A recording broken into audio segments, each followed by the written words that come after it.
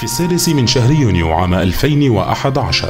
وبعد أن أسس حزب الحرية والعدالة في أعقاب ثورة الشعب المصري،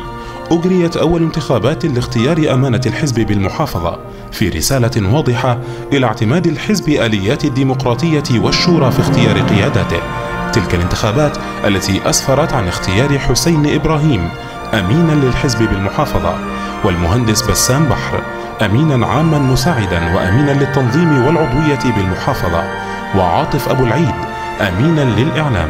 والمهندس محمد سودان أمينا للعلاقات الخارجية، والمحمدي السيد أحمد أمينا للعمال، والمهندسة نيفين الجندي أمينة للمرأة، وباسم عبد الحليم أمينا للاتصال السياسي، والمهندس محمد البرقوقي أمينا للشباب، وبشرى السمني أمينة للثقافة والفنون، والمهندس مجدي باهي أمينا للتنمية والتخطيط، وطاهر عبد المحسن أمينا للتدريب والتثقيف. بعدها تم اختيار حسين إبراهيم في المكتب التنفيذي للحزب بالقاهرة، فيما باشر المهندس بسام بحر مهامه بشكل مؤقت حتى يتم استكمال هيكل الحزب وإجراء انتخابات أمين المحافظة، ثم تم انتخاب أمناء الأحياء والأقسام والوحدات الحزبية وفرق العمل بالمناطق المختلفة، ليستكمل بذلك الحزب بناء هيكله الداخلي. في تلك الفترة عملت الأمانات المختلفة على قدم وساق، فالتقت لجنة العلاقات الخارجية بعدد من سفراء وقناصلة دول عربية وأوروبية وآسيوية، كما سافر وفد منها إلى تركيا ودول أخرى لتناقل الخبرات والاستفادة منها في مشروع النهضة وبرنامج الحزب الانتخابي. أمانة التثقيف والتدريب. عقدت هذه الأمانة مجموعة من الدورات التدريبية في العلوم السياسية، وكذلك دورات متخصصة لتأهيل كوادر الحزب على العمل المجتمعي، لا سيما للأعضاء الذين تم اختيار مرشحي مجلسي الشعب والشورى من بينهم، كما كان لها دورا بارزا في حملة التعريف بالدستور الجديد من خلال مجموعة من الفعاليات لأعضاء الحزب. أمانة العمال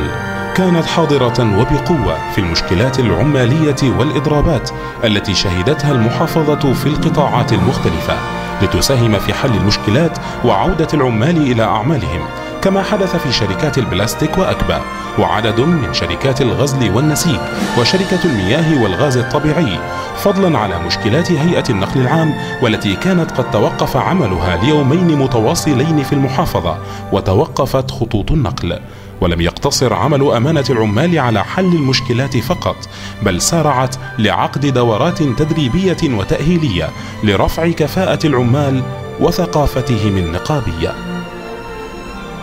أمانة الإعلام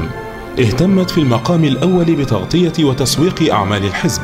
وعرضه على الرأي العام من خلال الوسائل المرئية والمسموعة والمقروءة، وطباعة نشرات بأعمال الحزب وسياساته في ظل الحرب والتعتيم الإعلامي على أعمال الحزب. ولم يقتصر دورها على النشر فقط، بل سعت إلى إعداد كوادر إعلامية وصحفية، منظمة بذلك دورات المراسل الصحفي والتصوير والمونتاج. أما أمانة المرأة فتبنت مشروع محو الأمية، وأطلقت في ذلك الإطار حملات قرى بلا أمية بالتعاون مع الهيئة العامة لمحو الأمية وتعليم الكبار، كما افتتحت مشروع الشهادات الفورية، وذلك عن طريق تقديم المتعلمين للاختبار ومنحهم الشهادات الفورية بعد اجتياز الاختبار. كما نظمت أمانة المرأة عددا من الدورات التدريبية لتفعيل دور المرأة بالمجتمع، مثل مكافحة مرض سرطان الثدي والوقاية منه، ومحاضرات في تربية الأبناء والتعامل معهم في فترة المراهقة، ومحاضرات حول ترشيد نفقات المنزل وزراعة أسطح المنازل وغيرها. أمانة التنمية والتخطيط كان لها دور في التعامل والتعاون مع أجهزة الدولة المختلفة من خلال تقديم مشروعات وأطروحات لحل عدد من مشاكل الإسكندرية، كان أبرزها مشروع توصيل الخبز إلى المنازل، والذي تم تجربته في منطقة عزبة سكينة بدائرة الرمل، ومن المقرر أن يبدأ تنفيذ المشروع قريبا على مجموعة أخرى من الأحياء في مرحلة تجريبية أخرى. كما نظمت أمانة التنمية والتخطيط مجموعات من ورش العمل والمؤتمرات للنهوض بصناعات الغزل والنسيج، وكذلك تدريب الخريجين وتأهيلهم لسوق العمل بالتعاون مع أمانتي التثقيف والعمال. أمانة الشباب كانت الأكثر حيوية وانطلاقا، ولم لا، فهي تمثل نبض الحزب وقوة تحركه في المحافظة، حيث نظمت عشرات الدورات الرياضية بنادي الاتحاد السكندري والترام والصالة المغطاة باستاد الإسكندرية، شارك فيها الآلاف من الشباب بالمحافظة، فضلا عن تنظيم دورات توعوية للشباب حول خطورة المخدرات والتدخين، ونظمت في ذلك مسابقات وماراثونات. كما كان للشباب في الحزب الدور الأبرز للمشاركة في تنظيم وإعداد فعاليات كل لجان الحزب والمشاركة فيها بفعالية والترويج والدعوة إليها، كما شكلت حملة متطوعين وألتراس نهضاوي للدعاية والترويج لانتخابات الرئاسة وبرنامج الحزب والدكتور محمد مرسي. أمانة المجالس النيابية والتشريعية تعمل الأمانة على حصر مشاكل واحتياجات كل دائرة في المحافظة وعرضها على نواب مجلسي النواب والشورى، بالإضافة إلى دعم النواب بكل ما يلزم من تقارير ومعلومات حول تلك المشاكل وتقديم الحلول المقترحة، بالإضافة إلى إعداد كوادر برلمانية جديدة قادرة على تمثيل الحزب في مجلسي النواب والشورى وإكسابهم الخبرات التشريعية والرقابية اللازمة لأداء مهامهم.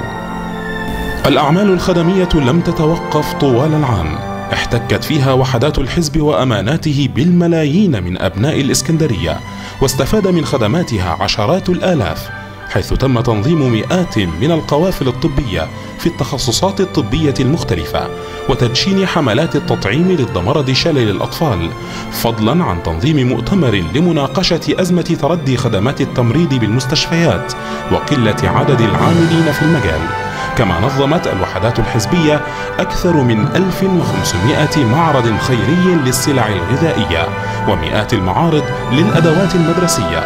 فضلا عن جولات مختلفة للتوعية وترشيد الاستهلاك والموارد.